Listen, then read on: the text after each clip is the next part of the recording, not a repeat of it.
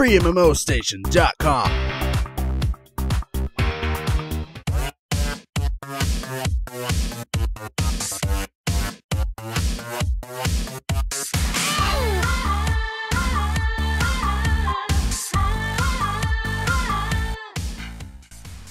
Point-and-click combat is so 90s.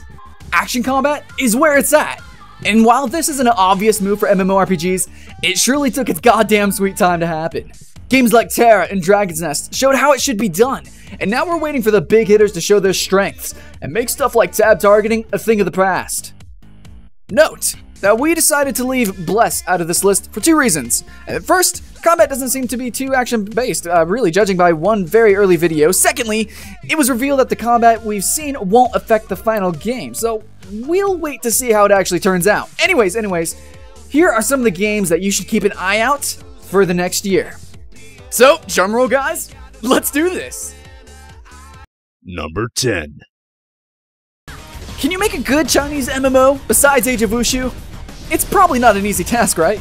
But perhaps Dragon Sword will turn out to be another quality MMO for you to remember. Dragon Sword is an open-world action combat game powered by the proprietary Next Beat engine.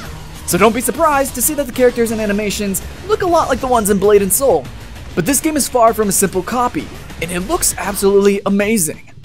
As for combat, it does look like a mix between Blade and Soul and Dragon's Nest. You can move around and attack at the same time, and there's things like an alternate weapon, such as pistols. It seems pretty fast, it seems pretty exciting. Number 9. Alright guys, we're gonna throw Dragon's Nest 2 in here because we freaking love the first game. It's not like there's much info though, and not even any footage, but here is what we do know. The anime style is gonna be replaced by a more realistic look, and the game's gonna be set in an open world.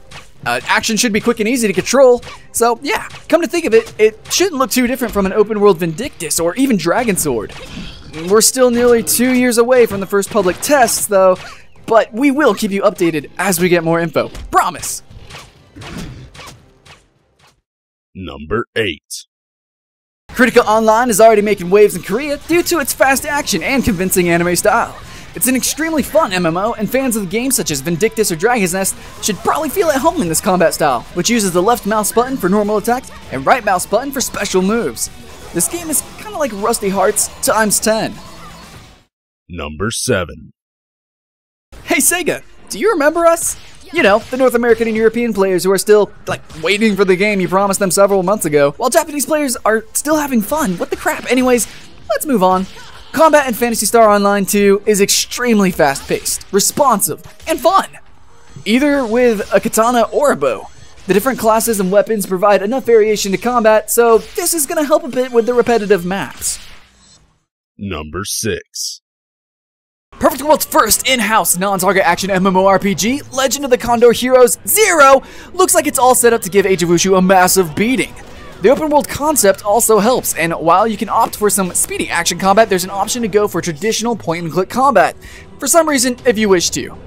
Some dynamic events should affect combat, such as sandstorms, so we're pretty anxious and curious to see how the fights will stand against other action combat games. Number 5. While we're still waiting for NCSoft to spill the beans on the Western version of Blade and Soul, we can always take a look at the Korean version to see what we are missing. As far as combat goes, the promises of flashy action akin to some martial arts moves aren't pure marketing talk. Really, Blade and Soul looks like a crazy stylish action movie. This is an extremely fun semi-target action MMO, and meaning that players will lock onto a target that is closest to him. Moving to the side a bit, you'll either lose the target or change to either one. There's a very cool combo system also requiring you to time your attacks and skills correctly to make the best out of it. Countering, parrying, jumping, and wall running, Blade and Soul seems like it's going to be a fun game. It should be here already. Damn it. Number 4. Mabinogi 2 Arena is far from being the sequel that many players were expecting. The cartoonish landscapes of the original are very distant memory in this game, so we're filing Mabinogi 2 Arena under the spin-off section until we know all the definitive details on it. More an expansion on Vindictus than anything else, this is a game focused on action combat, with an additional layer of interactivity in the shape of spectators, hence the arena part. Anyways, anyone will be able to watch the battle and even interact with players by offering potions or some rewards, as well as hop straight into the PvP game. It sounds interesting, but also extremely chaotic if not handled well. But developer NC Square still has a lot of time ahead to tweak some things. Number 3. Besides Bless, NeoWiz is working on another exciting game, for now known as Project Black Sheep. The focus of this game is combat destruction, and it's got us pretty excited. The player is able to move around using the scenery, showing some amazing athletic skills. It's not just the character physics though, the game offers an impressive level of destructibility, crushing everything we've seen before in action MMOs.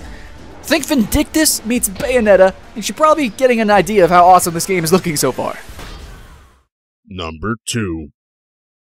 If you're not a fellow Chinese gamer, then you'll probably cry every time someone mentions Monster Hunter Online.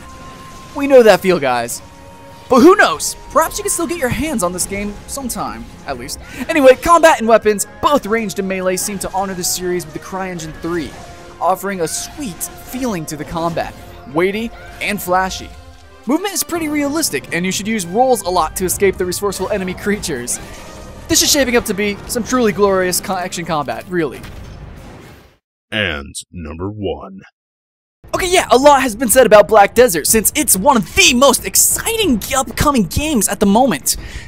One of the merits of the game, of course, yeah, action combat, yeah, you know, it just looks amazing. It seems to draw inspiration from C9. Players will be able to block and dodge, sometimes with incredible rolls or twirls, as well as using the main attack and a secondary attack. For example, the fighter can use a shield. You can also press keys to activate skills in conjunction with basic attacks. But essentially, timing is the most important thing in combat.